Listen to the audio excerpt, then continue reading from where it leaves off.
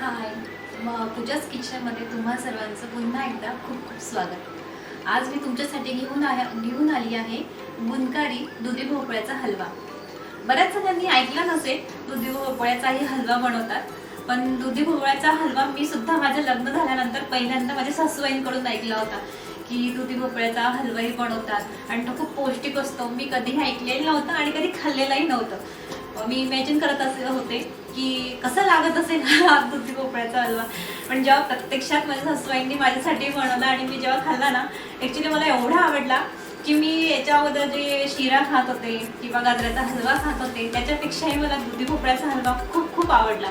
मी त्यांना म्हटले की मला खरंच खूप आवडला, की मी पहिल्यांदा कधीच खाल्लेला होता, कधी माहितीही नव्हतं। मी इमॅजिन करत होते की कसा असेल काहीही बनवत असतात, पण जेव्हा खरंच खाल्ल्यानंतर खूप आवडला। तुम्हालाही ही रेसिपी माझी खूप खूप आवडेल। तुम्ही एकदा बनवून बघा, तुम्हाला कशी आवडते आणि मला एकदा सांगा। त्यानंतर आपण आता दुधी भोपळ्याचा हलवा कसा बनवायचा ते एकदा बघूया। दुधी भोपळ्याचे तसे भरपूर फायदे आहेत। दुधी भोपळ्यातून आपल्याला बी जीवनसत्व मिळतं, त्यानंतर सी जीवनसत्व मिळतं आणि सगळ्यात महत्त्वाचं म्हणजे आपले हाडं मजबूत करण्यासाठी दुधी भोपळा हा खूप गुणकारी आहे। आणि लहान मुलांना शक्यतोवर रोज सकाळी 1-2-3 स्पून तरी दुधी भोपळ्याचा हलवा द्यायचा, म्हणजे त्यामुळे काय होतं ना, लहान मुलांची हाडं खूप मजबूत होण्यास मदत होते आणि त्यांना आवडेल सुद्धा। चला तर मग आपण बघूया दुधी भोपळ्याचा हलवा कसा बनवायचा ते। हा आपण घेतला आहे दुधी भोपळा आणि त्यानंतर आपण त्याला दोन्ही साईडने कट करून घेऊ।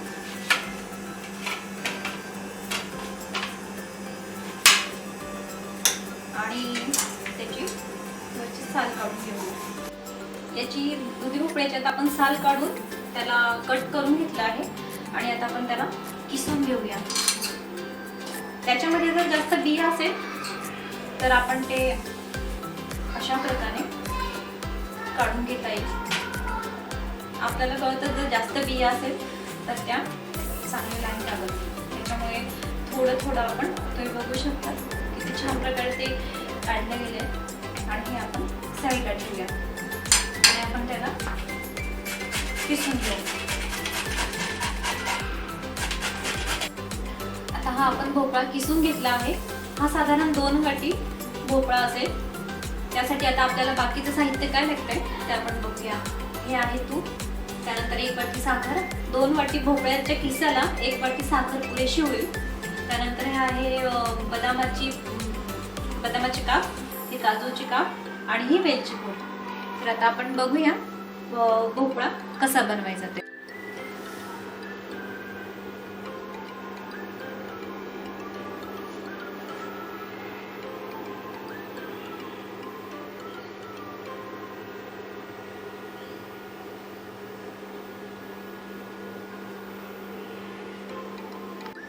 आता आपण पॅन गरम करून घेतला आहे, त्यानंतर आपण त्यामध्ये घालूया तूप,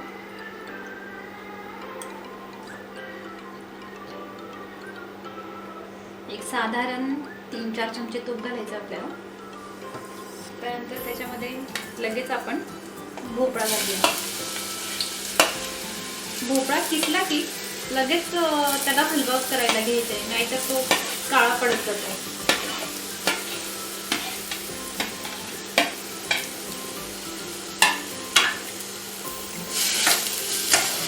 आपण त्याचा कलर थोडा गुलाबी रंग होईपर्यंत आपण त्याला कंटिन्यू हलवत राहायचंय।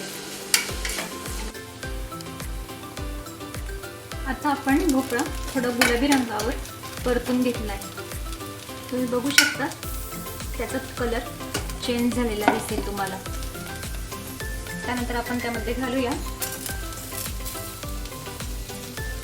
साखर आणि त्याला चांगलं मिक्स करून घेऊया।